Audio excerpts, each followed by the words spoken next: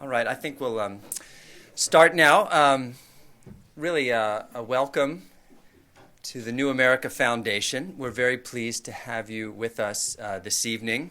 Glad you could join us, those of you who have come and joined us in person or in the room, as well as those viewing on C-SPAN and on the web at thewashingtonnote.com and newamerica.net.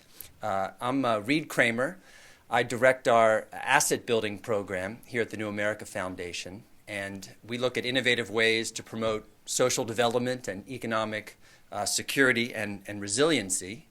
And it's really my great pleasure to welcome you here to this discussion and also a celebration of our colleague's new book, excellent new book, called Cornered, The New Monopoly Capitalism and the Economics of Destruction.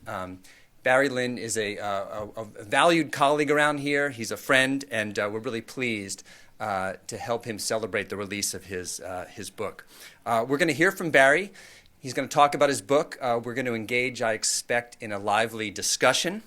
And we're also going to actually raise a glass and toast him as he kicks off his book tour and his book release. And hopefully you'll join me later in a micro-brewed beer that is actually a resurgent industry in America, but it's also a beleaguered industry, and perhaps we'll hear a little bit more about that later on.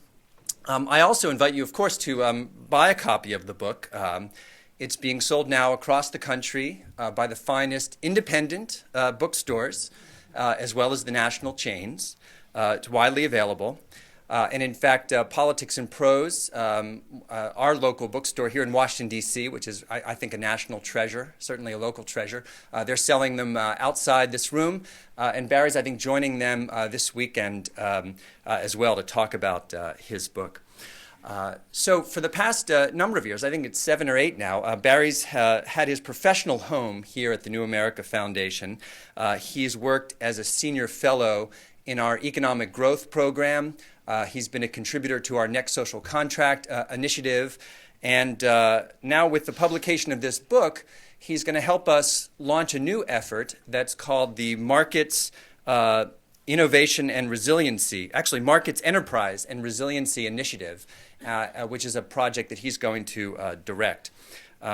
He's already published widely, had a distinguished career as a journalist, commentator, and a business writer, both in America and abroad. And his last book, which was called The End of the Line, was really an eye-opening account of the increasingly risky supply chain that's been used by the new global corporation. And it was a very compelling description of the growing fragility of our complex industrial system. In fact, we might have been a lot better prepared to weather this recent economic downturn if more policymakers had read the book and heeded some of its insights.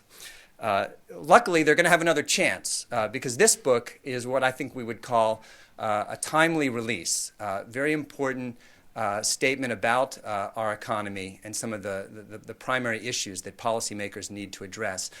He takes us on a tour of our economy, and he finds widespread consolidation in almost every conceivable sector. And he kind of takes us through a little bit of the history where looking at the rise of monopoly capitalism wasn't always this way. And in fact, in past eras, it was considered a real threat to the stability and prosperity of the country as a whole. So it's really an excellent read, but it's a timely book as well because it raises a lot of these issues and concepts that are very much salient in current discussions around what to do with our economy and how we should approach our future collectively. I like it because he describes this rise of the free market ideology, and he emphasizes that this is not a natural phenomenon.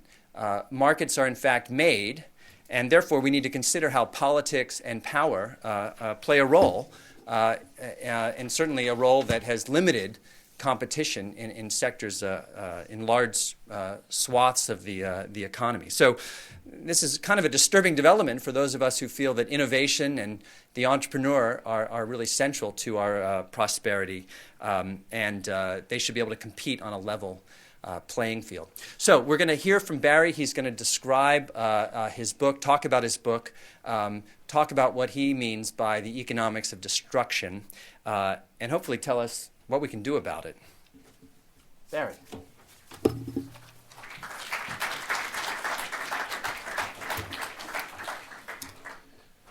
Well, thank you, Reed, and also thank you all for coming out tonight. And unfortunately, I actually did cut out the portion on the beer industry about 5 minutes ago. So, well, out of what I was going to say. So, the word, too big to fail. Reed kind of hinted at the fact that I've been writing about things that are too big to fail for a long time. What that means is that when a single company goes down, an entire system can go down. I started writing about things that were too big to fail about 8 years ago. And as Reed mentioned, I wrote a whole book on that. It was end of the line. I continue that conversation, that analysis in Cornered. I'm kind of proud of that work. It's pretty cutting edge. Thanks to the meltdown, or the near meltdown, thanks to the near collapse of the auto industry last year, people are actually starting to pay a little attention. I actually have gotten some real traction, surprisingly, mainly in the UK, mainly within the Tory party. Tonight, though, I'm not going to talk that much about too big to fail.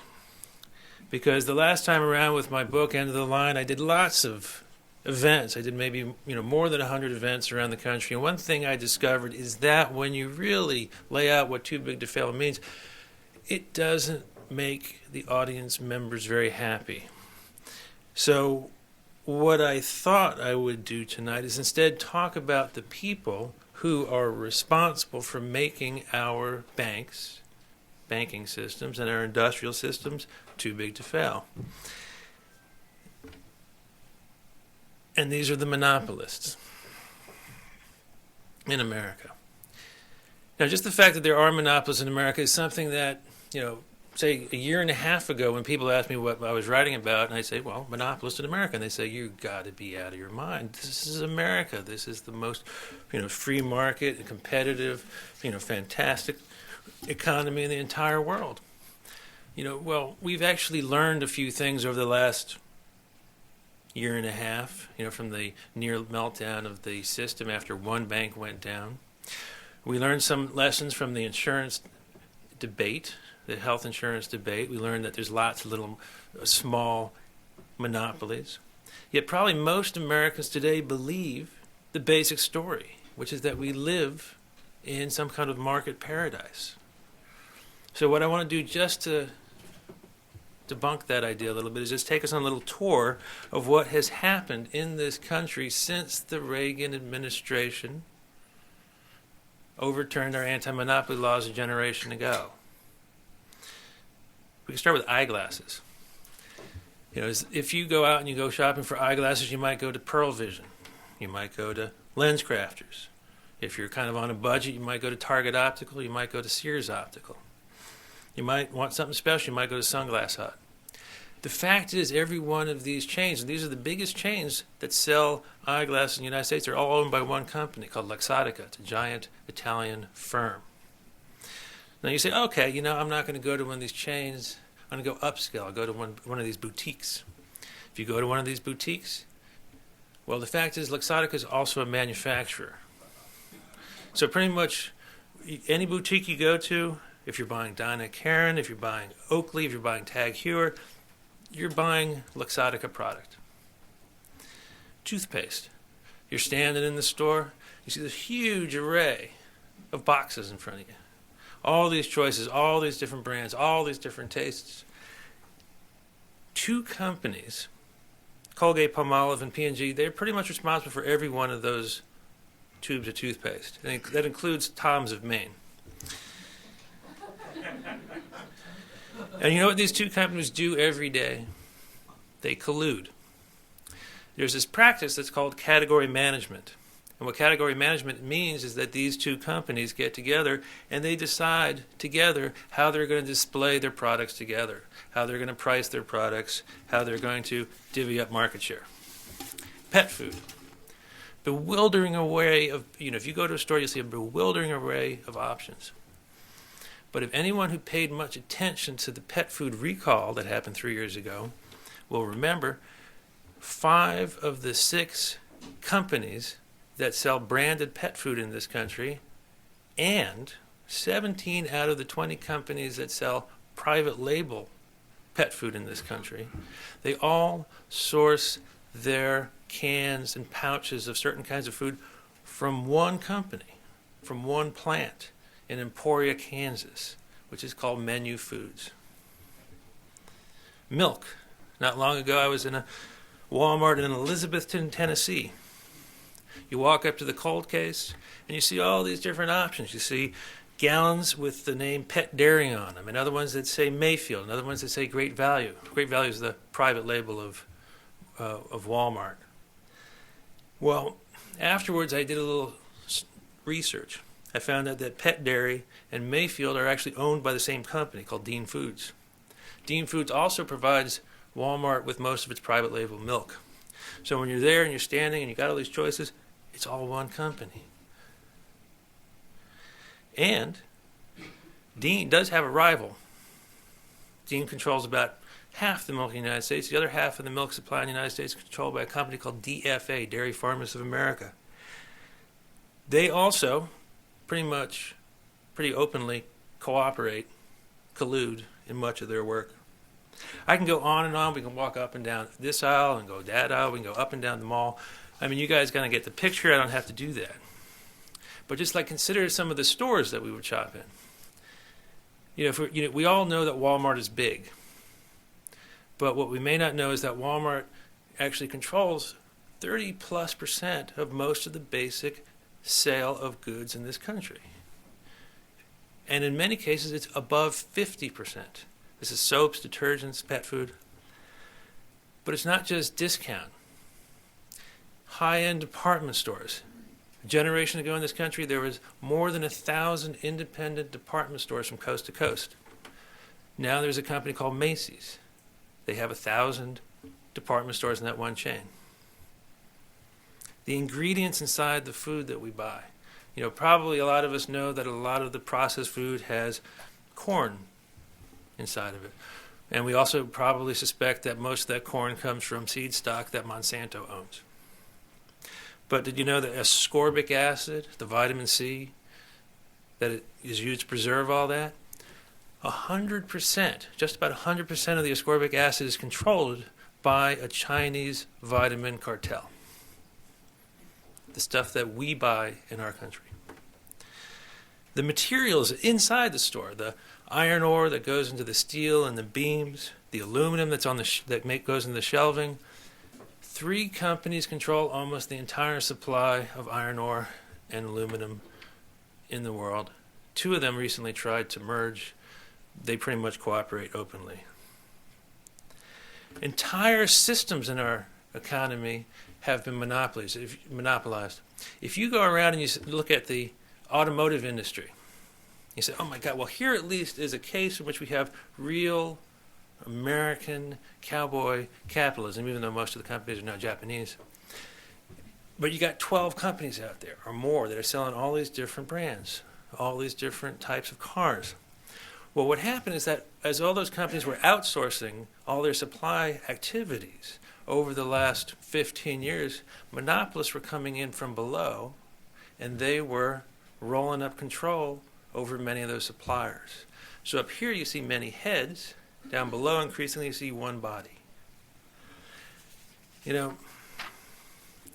Just to sort of sum up, I could, go on and on, but, you guys may know Jim Cramer of MSNBC's Mad Money. I figured I should let him give a sense of what has happened. A couple of years back, when the Justice Department approved Whirlpool's takeover of Maytag, which gave Whirlpool a 75% control over all of the washers and dryers in this country, he said, if there was ever any doubt in your mind that we have a government of, by, and for the corporations, if you thought for a second that we were not right back in the Gilded Age, if you had the least ounce of faith in our regulators to do the right thing, you should give it up right now. And then he went on and he said, on TV, I play a guy who's just out to make you money. But when you're not trying to get rich, you should feel free to get mad. So in one generation in this country, we've seen a true revolution, at least in the structure of our political economy. So how does this revolution affect us? Well, we all know from 7th grade civics class that monopolies affect us as consumers. I'll just give you one example. The Chinese vitamin C cartel, pretty much the day after they finished consolidating their power over our vitamin C or ascorbic acid, they jacked the price 400%. But we know that's what happens. That's just the way it goes. But we should also keep in mind that it affects us as consumers in the variety of product that's put in front of us, and the quality of the product that's put in front of us. But how about jobs? Because that's actually a big issue today. I'm sure that tonight the president will talk a lot about jobs. Now, simple common sense tells us that monopolization will reduce the bargaining power of the people who work for those monopolies, who end up under the control of those monopolies. And just to give you a sense of how this works, just consider the advertising industry. Some of you watch that show, Mad Men, and it's about all these sort of very scrappy little companies, J. Walter Thompson, Young and Rubicam, Ogilvy and Mather, Leo Burnett. All those companies in recent years have been brought under the control of 3 holding companies, Omnicom, Interpublic, and WPP. The people who work for those companies, compared to even 10 years ago, they got a lot less ability to trade their labor on a free market. But monopolization also affects the number of jobs in this country. Now, we all probably know that when there's a merger, mergers often destroy jobs. A year ago, January 2009, Pfizer, the world's largest drug company, was allowed to take over Wyeth in a $68 billion deal. The manager said, well, we're going to do this. This is a good deal because it's going to allow us to get rid of 19,000 jobs. But that's just one case, and that's actually in some ways is not the biggest issue, because what monopolization really does is it doesn't just eliminate existing jobs, it eliminates the potential to create new jobs. It does so in a couple ways. One of these makes sense, which is that monopolization, for a big company, monopolization essentially eliminates its incentive to create new jobs. If you own the market, one of the first things you can do is cut back on costs. You can get what you want pretty much by charging your customers more or paying your suppliers less. But what about small companies? And actually in recent years we've come to understand that most new jobs in this country are created by small companies. Well, the problem here is that when you have monopolization at the upper levels, there's less and less space for the small companies to occupy. There's fewer niches for them to move into. They might have a better idea. They might have some entirely new idea. But the powerful are so powerful that there's no place to bring that idea. In the United States of America, our markets are increasingly closed. And it's also, this is not, on the issue of jobs, it's not only an issue of salaried jobs. There's a lot of folks in this country who have a dream, and the dream is to own their own business, pay their own way, be their own boss. Some people regard that as a right.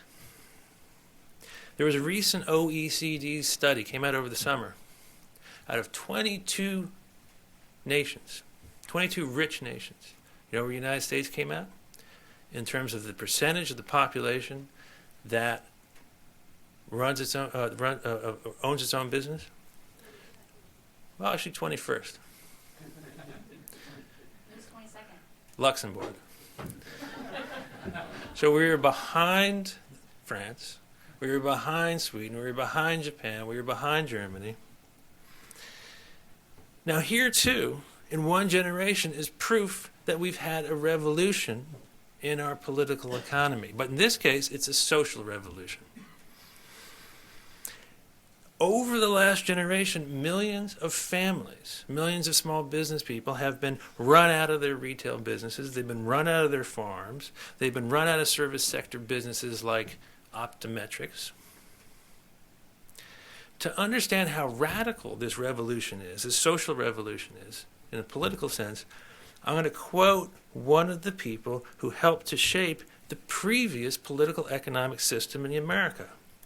This is Supreme Court Justice William O. Douglas, 50 years ago, in a case in which big oil companies were attempting to take control over independent retailers. He said, when independents are swallowed up by the trusts and entrepreneurs become employees of absentee owners, the result is a serious loss in citizenship. Local leadership is diluted. He who was a leader in the town becomes dependent on outsiders for his action and policy. Clerks responsible to a superior in a distant place take the place of resident proprietors beholden to no one. What he said reflects a very simple vision, which is that America should be a nation composed of independent citizens, in which power is distributed out to the states, out to the communities. And as anyone who is a little bit older will remember, until Reagan came along, that actually was pretty much the way it was in retail and farming. There was a true distribution of power. Today, a generation after they changed the laws, just to put it into perspective, I know I'm repeating myself, more than 50% of many lines of business in America have been concentrated in the hands of the people who own and operate one company, and that's Walmart. So how is this revolution accomplished? Well, the simplest answer is that we were taught to view ourselves differently. In this country, for 200 years we viewed ourselves as citizens. And when you view yourself as a citizen, what you want and what you seek is liberty. About a generation ago, we were told we were something else. We were told that we were consumers, that we are consumers. Now, what do consumers want? Well, consumers don't want liberty, they want stuff. We, the consumer, want a lot of cheap stuff. Now, I want to make, it's important to understand that I'm not making some kind of a hippie rant here against materialism. I'm actually talking about law. Because that idea, the idea that Americans are not citizens, but that we're consumers, was actually used to reframe how we enforce an entire body of law, which is our anti-monopoly law. For 2 centuries in this country, we used anti-monopoly law to protect ourselves as citizens. We used it to protect ourselves against concentration of power. We used it to protect our independent retailers and producers against predation by people using concentrated capital in the corporate institution. This is part of a tradition in the Anglo-American tradition that goes back 400 years, goes back to Elizabethan times. In some senses, it goes back to 800 years, to the Magna Carta. The Reagan administration, 1981, changed this. They said the most important, from now on, we're not going to worry about antitrust in terms of consumers. We're going to worry about, in terms of citizens, we are going to use it to protect the welfare of the consumer.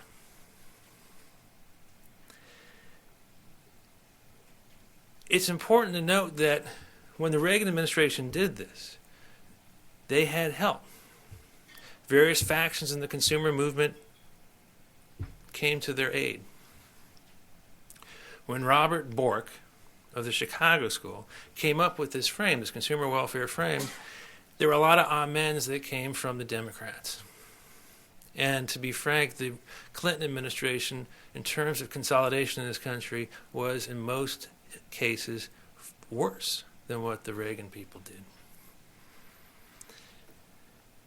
But we should make no mistake about what Mr. Bork and his fellow Chicago schoolers affected with their consumer welfare frame. And this was to pass, essentially, into law the efficiency argument that has been favored by monopolists for centuries. What do I mean by that? John D. Rockefeller, J.P. Morgan, Louis XIV, they all basically had a single message. Competition is wasteful. Centralization of control in my hand, that's efficient. But consider how the logic of consumer welfare argument plays out over time. The logic kind of goes like this. Consumers want low prices. Low prices are achieved best through economies of scale. Ergo, monopoly is the best friend of the consumer. So here we are a generation later, and, well, it's proven effective again. We actually see the greatest concentration of power in this country in a century. And in some cases, it's actually worse, because the last time around, the financiers did not get their hands onto the farms. They did not get their hands onto the retailers. If we view American history through the lens of our anti-monopoly law, we sort of see 4 eras. The first era was in the first half of the 19th century. And this was an era in which power and opportunity was distributed very widely through the system. It was an extremely egalitarian society. Second era began after the Civil War. First, we saw power concentrated by the private lords using their corporations and their banks. And then we saw, in the progressive era, the state get into the mix. And we saw, for the next 30 years, various forms of corporatism in this country. Third era began in 1935. Not because some of you know there's actually 2 New Deals. The second New Deal began when the Supreme Court, rejected the National Industrial Recovery Act, 9-0, in a 9-0 decision in 1935. After that, we saw an entirely different political economy built by the populists who had been repressed up to that time. They came out of the box. They passed laws that were designed to distribute power out, away from Washington, away from Wall Street, out to the states, to the communities, to the independent citizens. Since 1981, concentration, corporatism,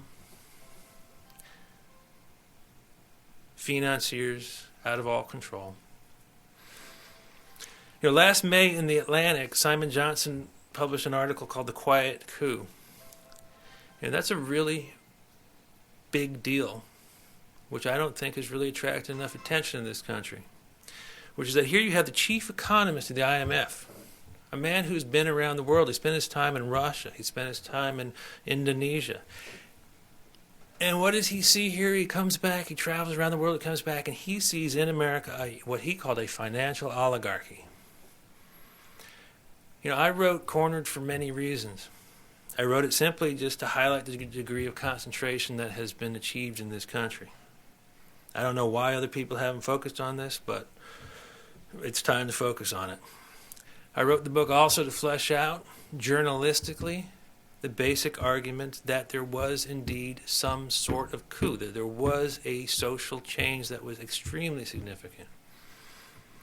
I wrote it also to show the destructive effects, because when the financiers have control over corporations, and they use those corporations only to extract capital, not to make things, not to provide jobs, one of the things that happens is that the assets, the real properties, the real skills that are under the control of those corporations are destroyed. I wrote it also to give a sense of what the principles of the previous political economic system looked like, the one that was overthrown by the Chicago schoolers, by Reagan, and then the overthrow was then ratified by Clinton.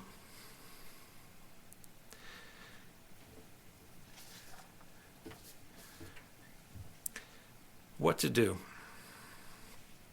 Simplest thing is just to make our corporations, make our banks a lot smaller. We have the laws. We just have to reframe them back the way they were before.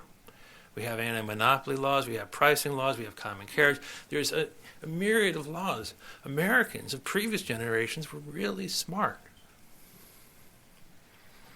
What we have to do essentially, another way to look at it, is we have to rebuild all of the markets that were closed. But the last point I want to make is there's been a lot of talk of populism the last few days. We've seen it just this week in the Washington Post, E.J. Dionne. We saw James Brooks write something in the New York Times. We saw Thomas Frank in the Wall Street Journal write about populism. But we should be clear, we need to be clear, that there are really, in terms of real populism, there's two forms. The first form, or one of the forms, is destructive. It's kind of barbaric in a sense. And this is the form of populism that takes place when the rich and the powerful, or the merely ignorant, direct the people's anger and the people's power against the people's own institutions, the people's own government. We're seeing a lot of that now. The government is the only tool that we have to protect ourselves from concentrated power. The other populism is rooted in a democratic Republican tradition that goes back through Brandeis to Madison to Jefferson.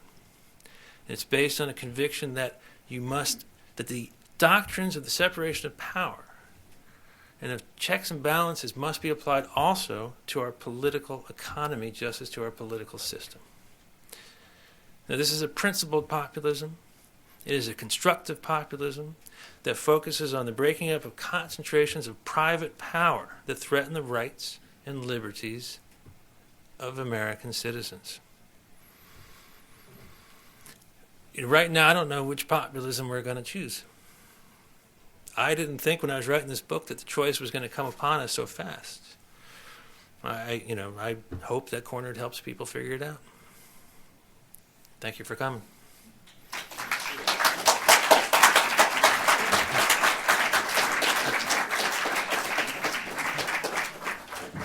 All right, great. We're going to have plenty of time for questions and discussion. So I'll call on you from here, and Barry will take it. We'll have a mic that will circulate through the room. You'll let us know who you are, where you're from, and state your question or comment crisply and clearly. And I've got to turn that on. But you all heard me, especially the part about the crisp and concise question. And let us know who you are. Let's start right here. Hi, I'm Dr. Caroline Poplin. I'm a physician. I was wondering how you would apply your analysis to health care and health insurance? I generally try and avoid that question just because it's pretty complicated. But from what I have seen of the healthcare argument, debate, discussion, there hasn't been a really effective discussion about how to use competition, rivalry to get achieve the outcomes we want. Most of what I've seen is how do we concentrate the power so that we can essentially exert power down onto the providers of services and dictate to them the prices that they're going to receive. And this is something that we saw. One of the cases. This is something that I don't know if you're very familiar with group purchasing organizations in hospitals. There's a case in which you have these. The idea there was to create these powers that would be able to these buying cooperatives that would exert power down onto the people who provide us with our syringes and our medical devices. And that's been an absolute disaster because those organizations have essentially been taken over by the suppliers. And they're used to push product onto the hospitals. But no, I mean, it's just I don't see any creative thinking about competition in that discussion. Front row here. I'm Mitzi Worth. I'm with the Naval Postgraduate School. I really care about jobs. I mean, I think that's a very important thing because I think it helps define people and who they are and have a mechanism for doing it. How do you go about shifting back? How do you change the culture which says having jobs is lots more important than having a gazillion dollars? I mean, it's a value system. Well, I think the people who want jobs need to get together and cooperate so that they can make their wishes known to the people who just want a gazillion dollars. Because right now, all the systems are being run by people who just want a gazillion dollars. And they're kind of laughing about it right now. You know, it's like they're just dismissing the Obama administration's efforts to rein in the banks, and that's because they're not serious efforts. So, I mean, the simple answer is actually just to focus on only those people, not to think about, how we're going to provide this subsidy, provide this job, or tinker with this tax thing over here to create